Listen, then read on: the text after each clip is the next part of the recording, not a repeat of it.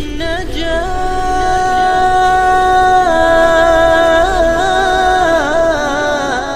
يزفنا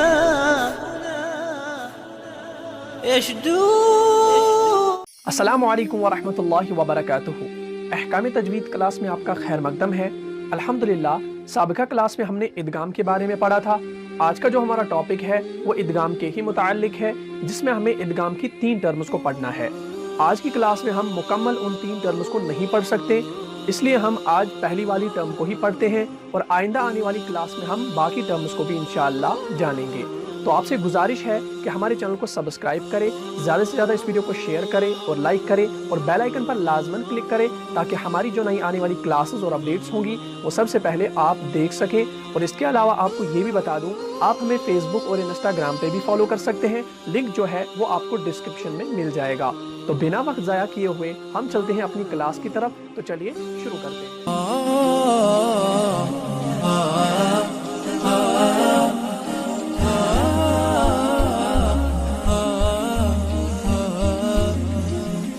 बिस्मिल्लाहिर्रहमानिर्रहीम। तो आज का जो हमारा टॉपिक है वो इदगाम मसलाइन का है।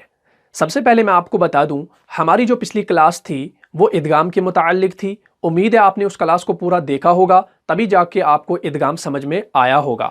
सबसे पहले मैं यहाँ पे आपको बता दूं फिर से कि इदगाम कहते हैं एक हरफ का दूसरे हरफ में मुदगम होना, यानी एक हरफ का दूसरे हरफ में मिल जाना, उसी का नाम इदगाम है। अब जो यहाँ पर इसके साथ जो दिया गया है मसलाइन, मसलाइन किसे कहते हैं?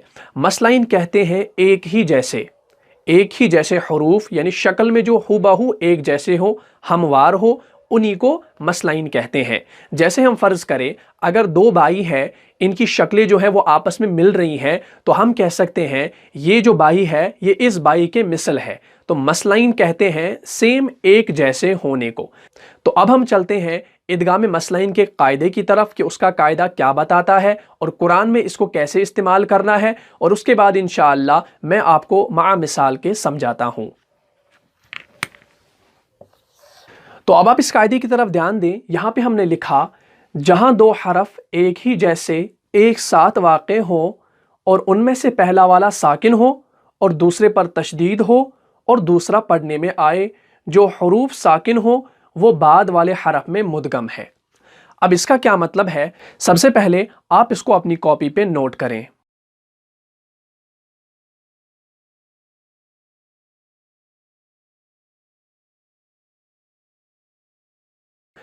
हाँ, तो अब मैं आपको आसानी से समझा देता हूं कि इस कायदे का खुलासा क्या है।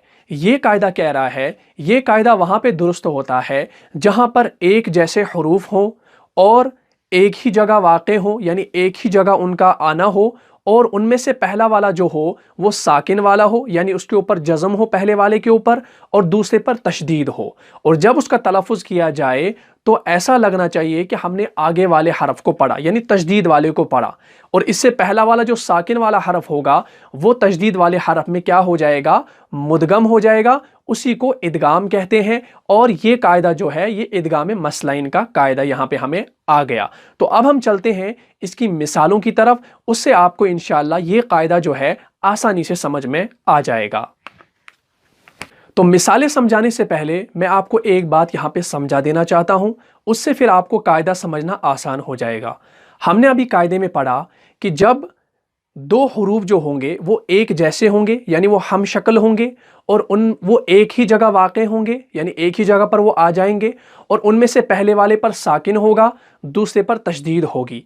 तो जब हम उसको पढ़ेंगे तो तशदीद वाले से ही जो है साकिन वाले का तलफ़ुज़ हो जाएगा, यानी साकिन वाला जो हरफ होगा पहला वाला वो तशदीद वाले हरफ में मुदगम हो जाएगा, मिल जाएगा, तो उसका तलफ़ुज़ जो है हो जाएगा। सबसे पहले मैं आपको बताऊं कि उन्होंने क्या बताया। इन्होंने बताया है कि सेम हरफ, जैसे ता कहीं पर आ जाए, सेम हरफ है। जैसे जीम कहीं पर आ जाए, जैसे काफ कहीं पर आ जाए।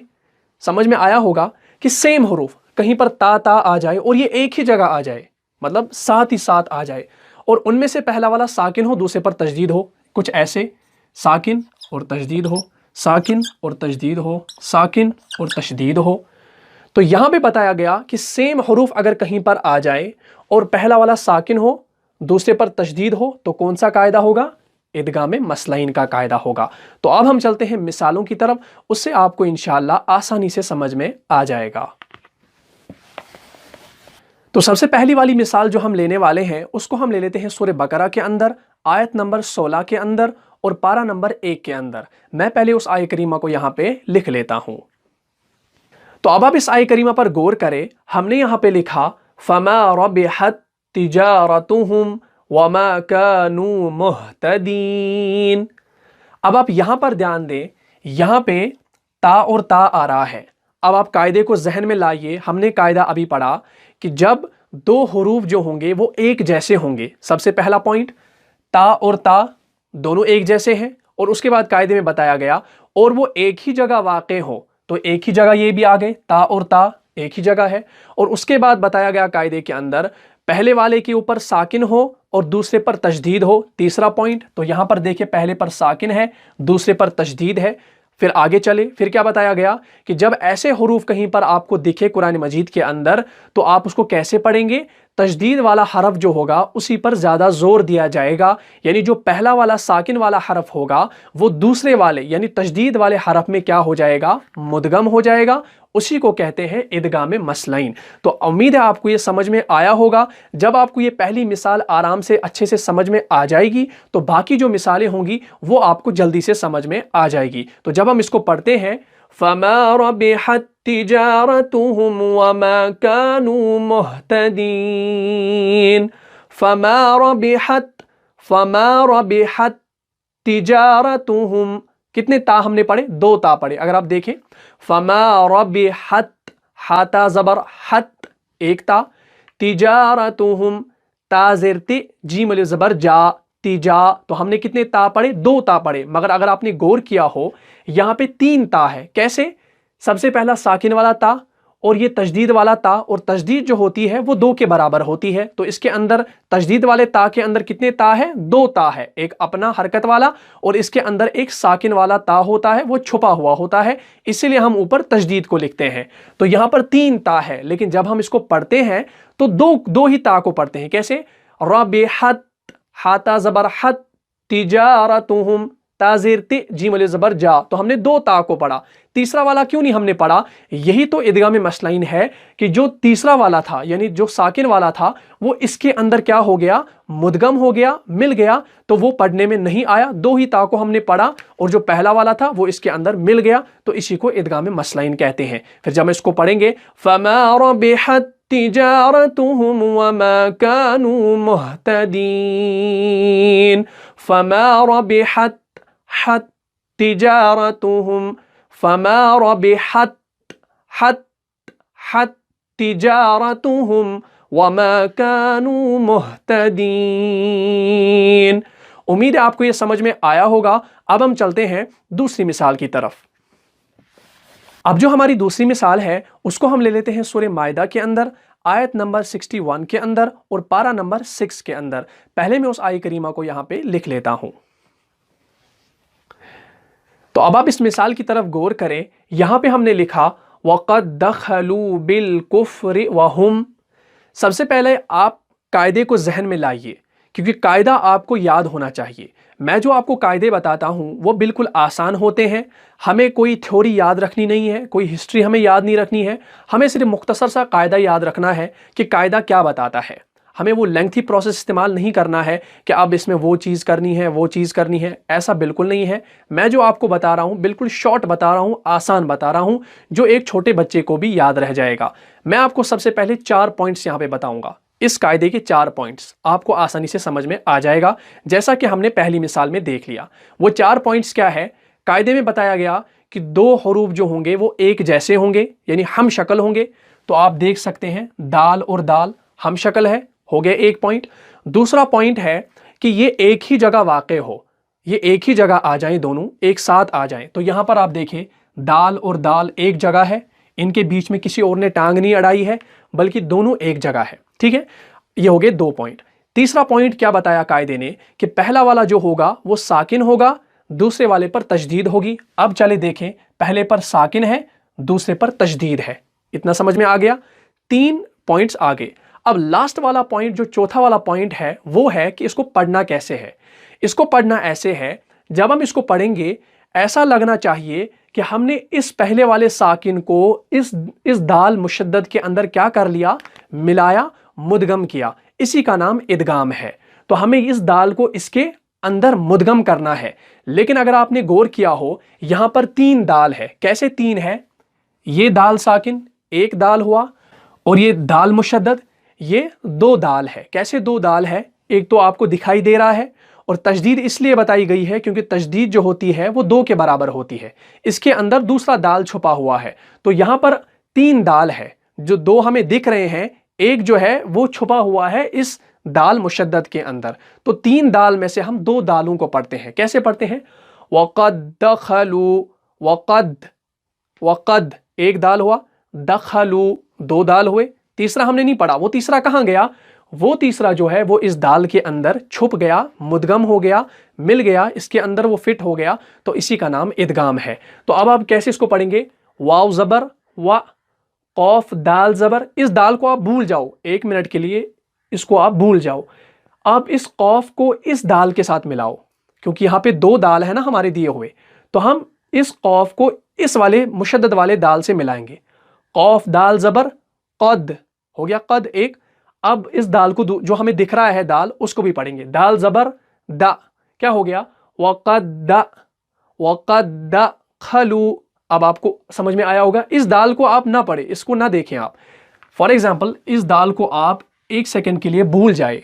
आप इस कौफ को जो है सिर्फ सीधा इस दाल के साथ मिलाए। तो हम इसको कैसे पढ़ेंगे?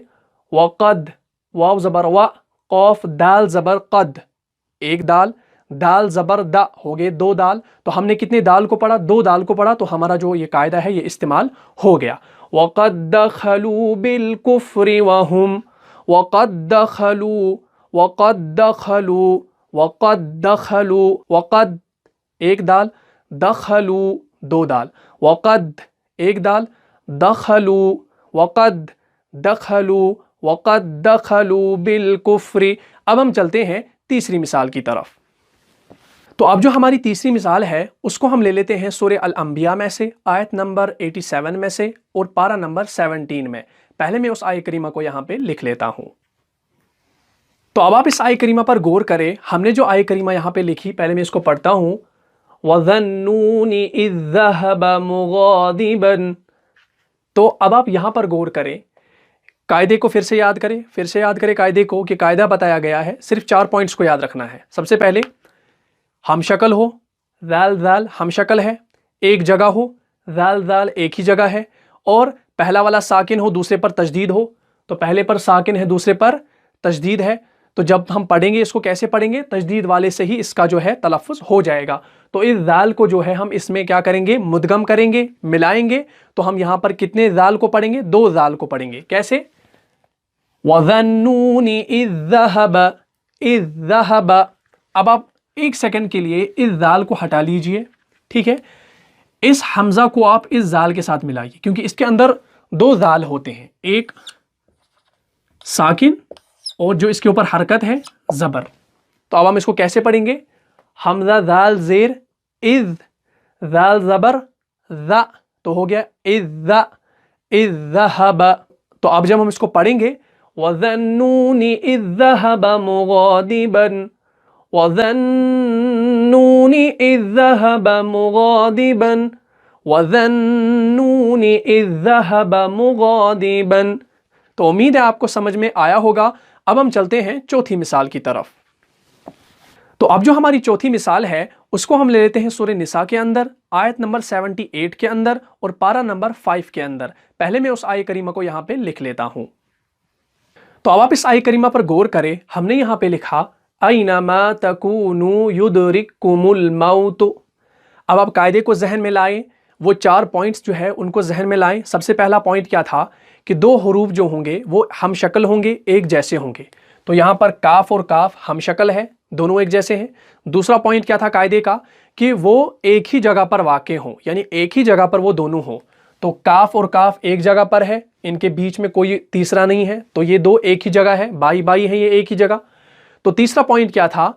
تیسرا پوائنٹ جو تھا وہ تھا پہلے والے پر ساکن ہو دوسرے پر تشدید ہو. تو آپ دیکھ سکتے ہیں پہلے پر ساکن ہے دوسرے پر تشدید ہے. ہو گئے 3 پوائنٹس. اب چوتھا پوائنٹ جو ہے فائنل پوائنٹ جو ہے وہ یہ ہے اس کو پڑھا کیسے جائے گا. اس کو کیسے پڑھیں گے کہ جب ہم اس کو پڑھیں گے تو تشدید والا جو حرف ہوگا وہ پڑھنے میں آئے گا اور جو اس سے پہلے والا ساکن والا حرف ہوگا وہ بعد والے یعنی تشدید والے حرف میں جو ہے وہ مل جائے گا مدغم ہو جائے گا. اسی کو ادغام کہتے ہیں. اور یہ اس طرح سے ادغام مثلین کا قاعدہ تھا. بالکل آسان تھا. صرف قاعدے کو یاد رکھنا ہے اس میں سے 4 پوائنٹس کو یاد رکھنا ہے. لمبی تھیوری کو یاد نہیں رکھنا صرف 4 پوائنٹس کو یاد رکھیں. تو آپ جب اس کو قرآن میں استعمال کرو گے تو آپ کو جو ہے قرآن پڑھنا بہت ہی عمدہ طریقے سے آ جائے گا اور آپ کو پڑھنے میں لطف بھی آئے گا. تو آج کے لیے اتنا ہی. مجھے امید ہے آپ کو یہ کلاس اچھے سے سمجھ میں آئی ہوگی. تو مجھے اجازت دیجیے. ملتا ہوں انشاءاللہ اگلی کلاس میں. تب تک کے لیے آپ سلامت رہیں خوش رہیں اور میرے لیے خصوصی دعا کیجیے گا. السلام علیکم ورحمۃ اللہ وبرکاتہ.